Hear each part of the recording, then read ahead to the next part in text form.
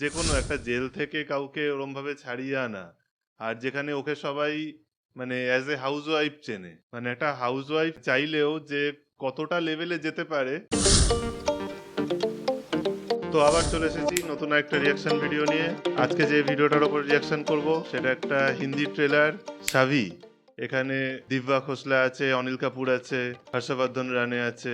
দিব্যা খোসলারও কিছু কিছু মুভি দেখেছি, যেটুকু আপাতত মনে পড়ছে সত্যমেব জয়তেতে দেখেছি। এটার ব্যাপারে তো কোনো আইডিয়া নেই, আর আমি বেশি কিছু দেখিও নি, শুধু স্টারকাস্ট কে কে আছে দেখেছি আর ট্রেলারের নামটা শুধু দেখেছি। কেমন হবে দেখে নি আগে, তারপরে কেমন লাগলো তোমাদের সাথে শেয়ার করছি।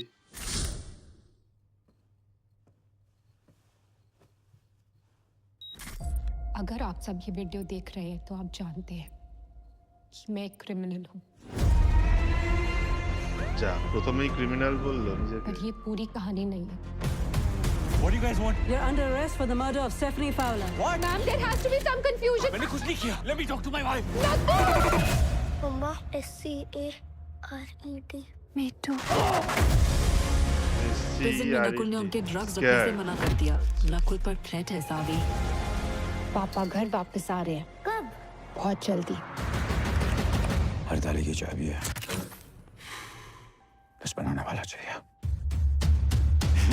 অনিল কাপুর অনেক রকম লুকস দিয়েছে। जो तुम प्लान कर रही हो वो तुम्हारे बस की बात मुकेश भाट। It's just out of your bloody league. ये सब मेरी फैमिली से मुझे अलग करना चाहते हैं, पर मैं ऐसा होने नहीं दूंगी। ये बुलेट्स कहाँ?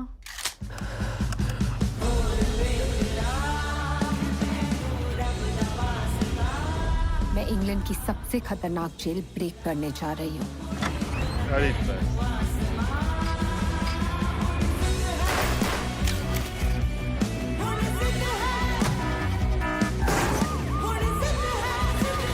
প্রচুর অ্যাকশন আছে। Yeah, we're looking at your man Nakul Sakdev's wife for a double murder in Highton. Savi and murder. She's a housewife, Stevens. Just a bloody housewife.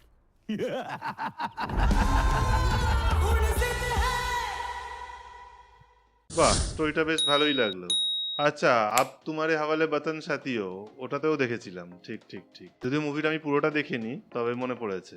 তো স্টোরিটা তো এখানে সাভির বেশ ভালোই লাগলো। যতটুকু বুঝতে পারলাম তাতে ওর হাজব্যান্ডকে একটা কেস দিয়ে ইংল্যান্ডের জেলে পাঠানো হয়েছে। ও এবার কিভাবে সেই হাজব্যান্ডকে ছাড়িয়ে আনবে জেল থেকে, আর তাতে প্রবাবলি অনিল কাপুরের হেল্প নেবে। তো এইটা নিয়েই অ্যাকচুয়াল মনে হচ্ছে যে মুভিটা হবে, ট্রেলারে যেটুকু বুঝতে পারলাম। এটা তো সহজ কাজ হবে না, যেহেতু ইংল্যান্ডের জেল থেকে হাজব্যান্ডকে ছাড়িয়ে আনা। ওই লাইনটাও ভালো লাগলো, যে বাচ্চাটা স্পেলিং দিয়ে বলছে যে স্কেয়ার্ড, ও বলছে মিটু। এই কাজটা যে সহজ না সেটা মানে অবভিয়াসলি এখানে বোঝাচ্ছে।